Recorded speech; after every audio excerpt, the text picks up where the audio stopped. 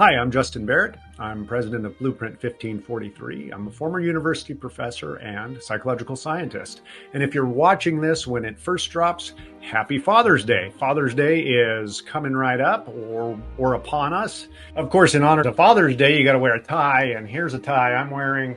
This tie actually was a gift from my dad to me when I was in high school. So here's my Father's Day tie from my father. And I'd like to take an opportunity to actually offer a little bit of a tribute to my own father as a way of introducing a series of episodes that are going to follow on aging and aging well, aging successfully. In part, I'm inspired by a book that I've read here recently, Daniel Levitin's Successful Aging. Daniel Levitin is a cognitive neuroscientist, among other things, and he's written a really helpful book on aging well. And what I want to do in the series that's coming up is extract some of the principles for things that you can do for yourself so that when you're getting into the later years of life, you can continue to enjoy a high quality of life and be a contributing person. And I'd like to dedicate this series to my dear old dad, who is, well, he's one of those people who is aging, and hopefully, he's aging successfully, but like all of us, we can do a little bit better. He's part of that generation that when they were raised, men especially didn't know that they were going to live to, say, their 80s. They were told that their life expectancy was that they would die in their 70s if they survived various wars. He's the oldest of the baby boomer generation.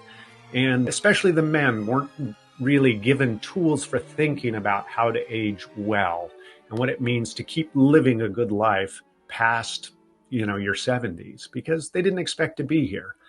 They kind of received the narrative that all you need to do was, live a decent life during your working years, make enough money that you can retire and provide for your family, and then you've succeeded. And then life sort of ends at 65. Well, he's still alive and probably has a good number of years left. And like a lot of baby boomers facing these later years of life, they may not have been given the tools for thinking about how to live well in those later years of life.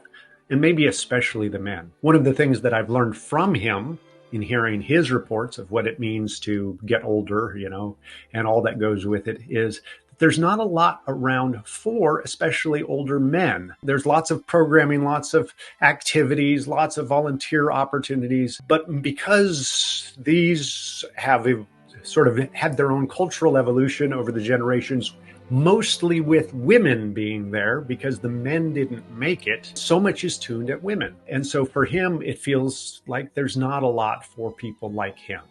And who are these people like him? Here's a picture of my dear old dad when he was probably about 21 years old. He was serving in the U.S. Army, 1st Infantry Airborne Division. Ghost Rider Bravo was his call number in Vietnam. He was a soldier in Vietnam, heavily decorated, a scout helicopter pilot, flew over 200 combat missions, well over 200 combat missions, was awarded 5 Distinguished Flying Crosses and a Silver Star. So he was a real hero to his country. And fortunately, he came back. And so he was also a hero to his family, including me. He was a great dad. He worked really hard, multiple jobs, to put himself and then his wife and then his 2 sons through college. Even though he never actually got a bachelor's degree, he somehow managed to go to law school, and an unaccredited law school, but he passed the California bar and then became a prosecutor after serving his communities and the various communities he lived in all kinds of law enforcement capacities, deputy sheriff, police officer, court liaison officer. And eventually he retired as court commissioner. So he did all kinds of roles in the public service sphere.